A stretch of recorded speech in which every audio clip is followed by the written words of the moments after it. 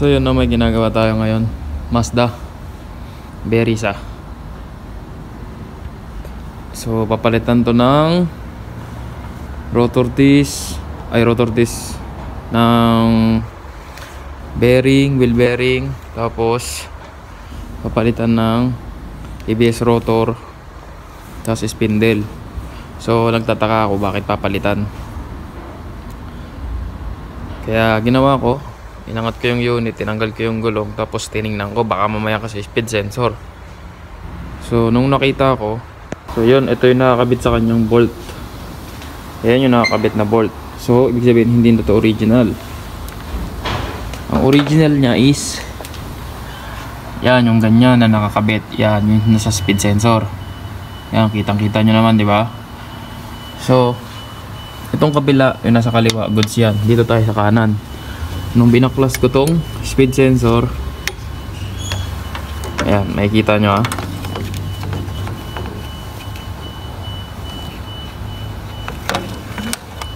hindi makita. Ano ba natin ito papailawin ng maganda. Ayan siya na, isang kamay lang ang hawak natin. Ayan.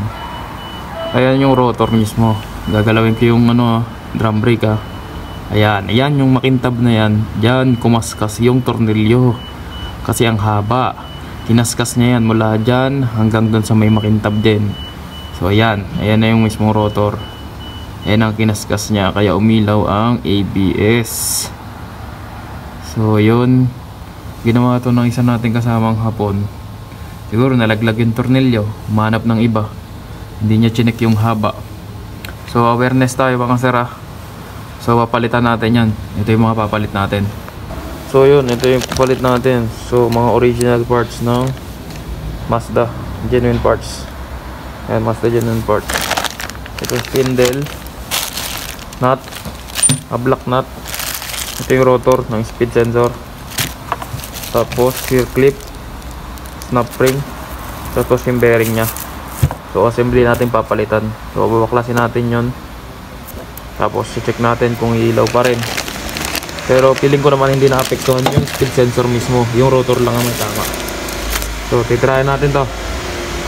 So ito, nabaklas na natin. So ito clear. Kita mo, ayun yung rotor, di ba? Yung tinatamaan ng speed sensor. So pag inikot ko to, ayun, nakaayod. Ayun, nakaayod. Yan ang salarin. Diyan nakaayod. At itong bolt na to ang salarin. Yan. Yan, kasi mahaba yung bolt.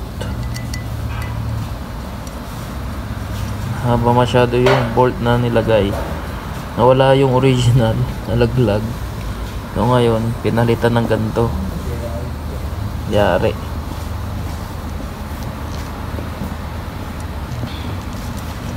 So hanapan natin ng maiksi at pasok sa standard ng haba. So magre-remedyo tayo ngayon. Pero ito, papalitan na natin to.